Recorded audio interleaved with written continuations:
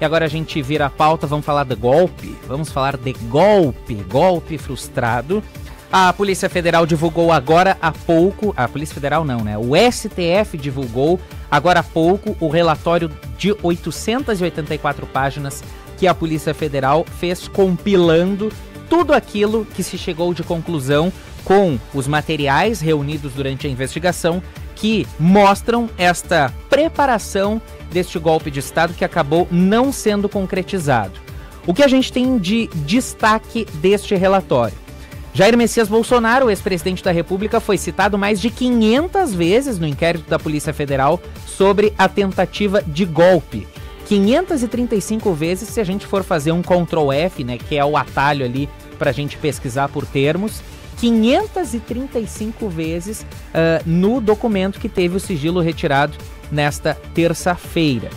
A gente, antes, né, da divulgação desse material que aconteceu ali por volta das 4 da tarde, estava na expectativa da derrubada do sigilo do relatório da Polícia Federal. Material esse que será, né, enviado então à Procuradoria-Geral da República.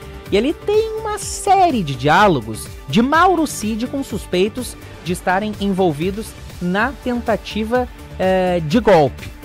Vitória Fernandes traz aqui alguns passos, né, desse processo aqui pra gente. Boa tarde, Vitória. Boa tarde, Juan. Então, é isso mesmo que você falou. O Alexandre Moraes retirou o sigilo do relatório da Polícia Federal sobre esse inquérito do golpe, que apurou a tentativa de um golpe de Estado em 2022, mas na decisão, Moraes mantém o sigilo sob a delação premiada do coronel Mauro Cid, o ex-ajudante de ordens de Bolsonaro.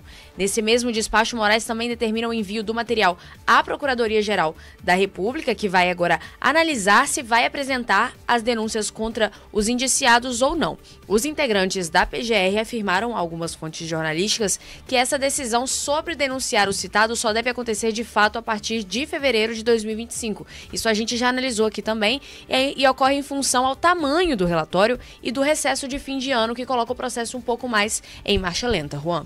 Perfeito, Vitória Fernandes. A gente destaca aqui alguns trechos, né, que a nossa equipe de reportagem em Brasília, em todo o Grupo Bandeirantes de Comunicação, teve acesso de alguns áudios que mostram conversas de militares que, de acordo com a Polícia Federal, preparavam então esse golpe de Estado depois da eleição de 2022. E uma dessas gravações traz uma fala do general da reserva Mário Fernandes. Na época, ele era o secretário executivo da Secretaria-Geral da Presidência da República. E essa articulação visava impedir a posse de Lula, de Geraldo Alckmin, vice. E neste áudio, o primeiro que a gente tem aqui, Fernandes indica ao tenente-coronel do Exército, Mauro Cid, que conversou com o então presidente Jair Bolsonaro a respeito deste plano. Durante a conversa que eu tive com o presidente, ele citou que o dia 12, pela diplomação do vagabundo, não seria uma restrição, que isso pode acontecer, qualquer ação nossa pode acontecer até 31 de dezembro e tudo. Mas, aí na hora, eu disse, presidente, mas o quanto antes, a gente já perdeu tantas oportunidades. Mário Fernandes também mandou uma mensagem ao chefe direto dele, que era o general Luiz Eduardo Ramos, na época secretário-geral da Presidência da República, e nessa gravação ele afirma que em 15 de dezembro de 22, o comandante do Exército iria ao Palácio da Alvorada para dar um sim ao golpe. Força, Guide Preto. Guide Preto, algumas fontes sinalizaram que o comandante da Força sinalizaria hoje, foi ao Alvorada para sinalizar ao presidente que ele podia dar a ordem. Se o senhor está com o presidente agora e ouvir a tempo, blinda ele contra qualquer desestímulo, qualquer assessoramento diferente. O então ajudante de ordens de Jair Bolsonaro, o tenente-coronel Mauro Cid, citou em um grupo que esse golpe precisaria ser desferido até 12 de dezembro, que foi o dia em que Lula foi diplomado. E nesse áudio também dá pra gente perceber que os militares já tinham alguma ascendência, alguma informação ali já repassada a eles, algum conhecimento sobre a movimentação de caminhoneiros em Brasília. Vamos ouvir. Não, pode deixar, general. Vou conversar com o presidente. O negócio que ele tem essa personalidade às vezes, né? Ele espera para ver até onde vai, né? Ver os apoios que tem. Só que às vezes o tempo está curto, né? Não dá para esperar muito mais passar, né? Dia 12 teria que ser antes do dia 12, né? Mas com certeza não vai acontecer nada. E sobre os caminhões, pode deixar que eu vou comentar com ele, porque o Exército não pode papar mosca de novo, né? Na área militar ninguém vai se meter. Até porque a manifestação é pacífica, né? Ninguém está fazendo nada ali. O coronel Reginaldo Vieira de Abreu foi explícito ao dizer que o grupo deveria ignorar a Constituição Federal. Vejam só, ele justificou a necessidade de um golpe de Estado porque os adversários, abre aspas, estariam vencendo. Vamos ouvir. O senhor me desculpa a expressão, mas 4 linhas é o 4 linhas da Constituição é o Nós estamos em guerra, eles estão vencendo, está quase acabando e eles não deram um tiro.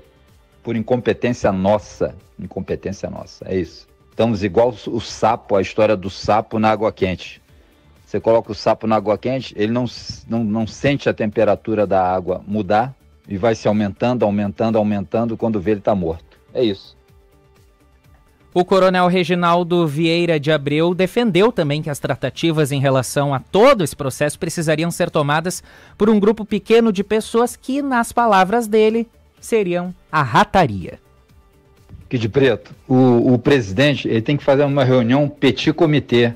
O pessoal ia fazer uma reunião essa semana, o comandante do Exército, aí chegou Paulo Guedes, chegou o pessoal da TCU, da AGU, aí não pode, esse pessoal acima da linha da ética não pode estar nessa reunião. Tem que ser petit comitê, pô. Tem que ser a rataria. Ele e a rataria.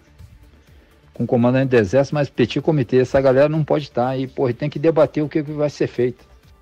E faz todo sentido porque altas patentes, em teoria, teriam que realmente respeitar a Constituição. É mais fácil, realmente, se a gente for tentar entender a logística pela visão deles, né?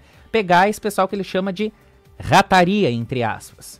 Porque é muito mais gente, muito mais fácil de organizar, tem ali algum potencial de rebeldia, e aí está consumada toda essa questão.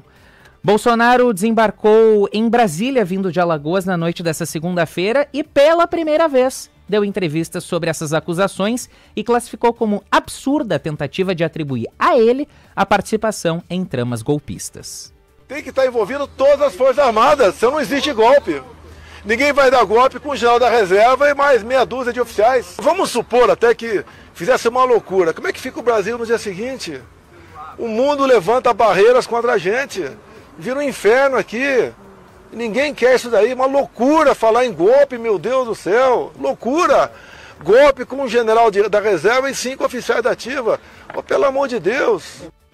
Pelo amor de Deus, digo eu, porque hoje caiu, então, o sigilo do relatório da Polícia Federal, 884 páginas, e aqui eu vou ler alguns trechos. No início ali, entre as páginas 15 e 18, eu destaco aqui o trecho em que se explica nesse relatório que houve uma reunião, nos primeiros passos ali do planejamento, em que as trocas de mensagens entre os investigados demonstraram a execução desta etapa do plano golpista, dando publicidade ao documento que era chamado de Carta ao Comandante do Exército de Oficiais Superiores da Ativa do Exército Brasileiro, e a disseminação de ataques e fake news contra os comandantes do Exército que se negavam a aderir à tentativa de ruptura do Estado Democrático de Direito. Traduzindo para uma linguagem fácil, golpe militar.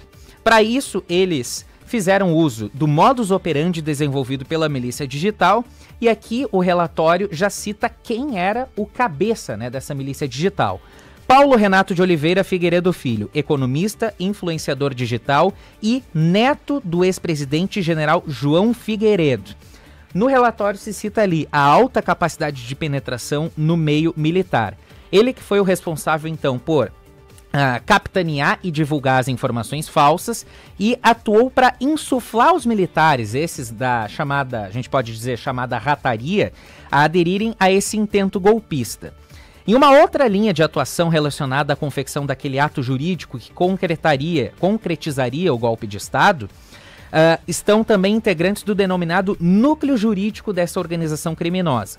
Esses se reuniram com o então presidente Jair Bolsonaro no Palácio do Planalto para elaborar um decreto presidencial que instituiria, né, esse golpe de Estado. As provas que a Polícia Federal conseguiu reunir evidenciam que estavam ali Jair Bolsonaro, Felipe Martins, então um dos assessores ali, cabeças do ex-presidente da República, Anderson Torres e Amaury Feres Saad na confecção da minuta do decreto.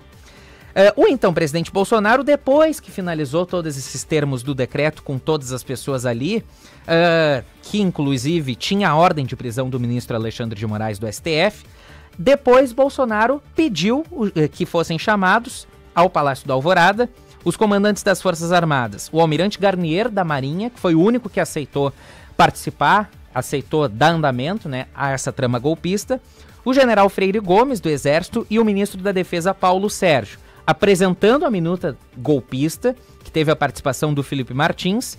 Só que aí, os comandantes do Exército e da Aeronáutica disseram, não, eu sou contra isso daí, não pode. O único que se colocou à disposição para o cumprimento das ordens foi o comandante da Marinha, o almirante Garnier. E aí, então, se diz que, por conta da resistência do general Freire Gomes, o então presidente Bolsonaro, no dia 9 de dezembro, resolveu convocar o general Estevam Teófilo de Oliveira, que era o comandante do Comando de Operações Terrestres, para se reunir no Palácio da Alvorada. Vamos enxugar essa minuta de decreto. Vamos tirar alguns pontos ali, para tentar convencer com que esses militares que não aceitaram entrar nessa intentona golpista fossem ali convencidos. Aí, na parte da tarde, no mesmo dia, Bolsonaro, depois de um tempão de silêncio após as eleições, resolveu falar, resolveu se manifestar, sinalizando aos manifestantes que, junto com as Forças Armadas, tomariam uma atitude para reverter o resultado das eleições presidenciais para atender o apelo popular. Os investigados, durante todo dezembro, o último mês do mandato de Bolsonaro, tentaram de todas as formas pressionar e convencer os comandantes do Exército e da Aeronáutica a aderirem esse golpe de Estado. Houve uma outra reunião em 14 de dezembro no Ministério da Defesa com os 3 comandantes das Forças Armadas para, mais uma vez, apresentar a minuta do decreto que concretizaria o golpe. Só que, novamente, Freire Gomes e Batista Júnior rechaçaram qualquer adesão das respectivas forças no intento golpista. O almirante Garnier da Marinha ratificou a adesão aos atos criminosos. E aí, né, esses 2 comandantes começaram a receber ameaças, começaram a receber mensagens, né, claro, insufladas ali pelo Paulo Renato de Oliveira Figueiredo Filho, né, sendo chamados de traidores da pátria, de comunistas, de que não tinham nenhum compromisso com a República, né, a pátria. E nessa conclusão, né, desse relatório da Polícia Federal, se diz que Bolsonaro só não assinou o decreto para instaurar o golpe militar por causa disso, porque não houve o apoio suficiente de todo mundo das Forças Armadas, só do almirante Garnier da Marinha.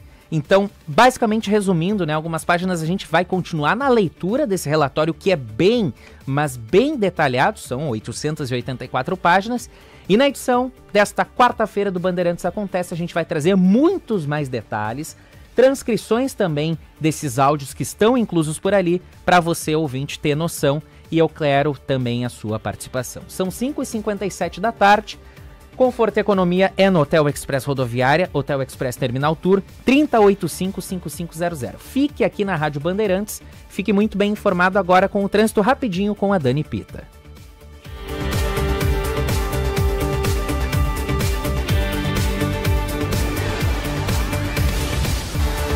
O Esquenta Black das Blacks Magalu já começou. Ofertas com preço de Black Friday para você aproveitar agora. Ventilador de mesa Britânia por apenas R$ 119,00 à vista. Corra para a loja até 27 de novembro. Rua, agora a gente fala a respeito de uma colisão na Frio